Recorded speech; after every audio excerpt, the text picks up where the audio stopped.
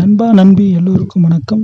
Welcome to jobstay YouTube channel. இன்றைக்கி நம்ம வீடியோவில் என்ன பார்க்க போகிறோம்னா, ஆர்ஆர்பி குரூப் டியில் சிக்னேச்சர் எப்படி அப்லோட் பண்ணுறதை பற்றி பார்க்க போகிறோம். வாங்க வீடியோக்குள்ளே போவோம்.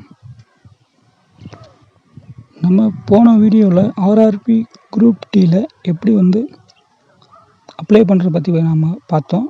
அந்த வீடியோ நான் டிஸ்கிரிப்ஷன் கீழே லிங்க்கில் கொடுத்துருக்கேன். அப்ளை பண்ணாதவங்க அப்ளை பண்ணிக்கோங்க. நம்மளுடைய வியூவர்ஸ் ஒருத்தர் சிக்னேச்சர் எப்படி இருக்குன்னு கமெண்ட் பண்ணியிருக்காரு. ஆர்ஆர்பியில் வேறு எந்த மாதிரிலாம் இருக்குன்னு சொல்லி நம்ம பார்ப்போம். இங்கே கையொப்பம் தொடர்பான விதிமுறைகள் இருக்குது, சில பாயிண்ட்ஸ் இருக்குது. வாங்க அதை பார்ப்போம். நம்மளுடைய சிக்னேச்சர் பார்த்திங்கன்னா நம்ம தான் போடணும். வேறொருத்தவங்க வேறொருத்தவங்க சைனோ இல்லை வேறொருத்தவங்க வச்சோ நம்ம சைன் போடக்கூடாது. அதோட ஒயிட் பேப்பரில் பிளாக் இங்கில் தான் நம்ம சைன் போடணும். அந்த சைன் பார்த்திங்கன்னா ரன்னிங் லெட்டரில் கண்டிப்பாக இருக்கணும். ஆனால் கேபிட்டல் லெட்டரில் இருக்கக்கூடாது.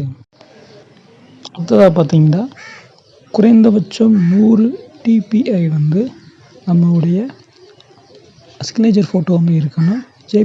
ஜேபிஜிலையும் ஜேபிஇஜி மாடலில் இருக்கணும். அதோட 30 கேபி முதல் 49 கேபிக்குள்ளே தான் நம்மளுடைய ஃபோட்டோவோட இமேஜ் இருக்கணும். அகலம் பார்த்திங்கன்னா 140, உயரம் பார்த்திங்கன்னா 60க்குள்ளே இருக்கிற மாதிரி நம்ம சிக்னேச்சர் ஃபோட்டோ இருக்கணும். அதை நம்ம எப்படி ஈஸியாக அப்லோட் பண்ணுறோன்னு பார்த்தோம்னா, இந்த பேஜுக்கான லிங்க்கு நான் டிஸ்கிரிப்ஷன் கீழே லிங்க் கொடுத்துருக்கேன். அந்த லிங்க்கை டச் பண்ணி இந்த பேஜுக்குள்ளே வந்துருக்குங்க. உங்களுடைய இமேஜை இந்த சூஸ் ஃபைல் இருக்கும் பார்த்தீங்களா, அதை கிளிக் பண்ணி உங்களுடைய இமேஜை அப்லோட் பண்ணிக்கோங்க. அடுத்து ரீசைஸ் பை டைமென்ஷன் சொல்லி ஒரு ஆப்ஷன் இருக்கும். அதில் வித்து ஹைட் டிபிஐன்னு 3 ஆப்ஷன் இருக்கும். நம்மளுக்கு ஆர்ஆர்பியில் சொன்னபடி 100 டிபிஐ, வித்து 140, ஹைட் 60, டிபிஐ 100 சொல்லி கொடுத்து கரெக்டாக என்டர் பண்ணிக்கோங்க. அடுத்ததாக சூஸ் ஃபைலில் நம்ம நம்மளுடைய சிக்னேச்சரோட ஃபோட்டோ கொடுத்துருப்போம். அதில் கீழே பார்த்தீங்கன்னா ஸ்டார்ட்னு ஒரு ஆப்ஷன் இருக்கும். அதை ஓகே பண்ணிங்கன்னா உங்களுக்கு தேவையான சிக்னேச்சர் ஓகே ஆயிரும். அடுத்ததாக நம்ம பார்க்க போகிறது, கீழ்கண்ட காரணங்களால் விண்ணப்பம் நிராகரிக்கப்படலாம் சொல்லியிருக்காங்க.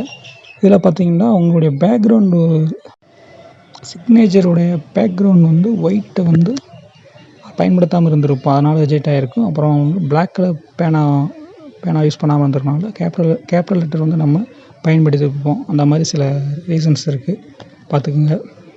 அடுத்ததாக பார்த்திங்கன்னா ஒரு முக்கிய குறிப்புன்னு இருக்குது. அதில் விண்ணப்பத்தில் உள்ள கையொப்பம் கீழ்கண்ட அனைத்திலும் பொருந்த வேண்டும் சொல்லியிருக்காங்க. நம்முடைய தேர்வில் சிக்னேச்சர் ஒரே மாதிரி இருக்கணும். ஆவண சரிபார்ப்புலையும் டாக்குமெண்ட் வெரிஃபிகேஷன், மருத்துவ பரிசோதனைகள் கண்டிப்பாக சிக்னேச்சர் ஒரே மாதிரி இருக்கணும். கையொப்பமிட இயலாத மாற்றுத்திறனாளிகள் விதிமுறைகளின்படி கைரேகை வைக்கலான்னு அவங்க சொல்லியிருக்காங்க. இந்த மெத்தட் ஆர்ஆர்பிக்கு மட்டும் இல்லாமல் டிஎன்பிசி, பிசி எக்ஸாம், அப்படி எல்லா எக்ஸாமுக்குமே சிக்னேச்சர் அப்லோட் பண்ணுறதுக்கு இந்த மெத்தடை நம்ம பயன்படுத்தலாம். இந்த வீடியோ உங்களுக்கு யூஸ்ஃபுல்லாக இருக்குன்னு நான் நம்புகிறேன். தேங்க்யூ. நம்ம சேனலையும் கொஞ்சம் சப்போர்ட் பண்ணுங்கள்.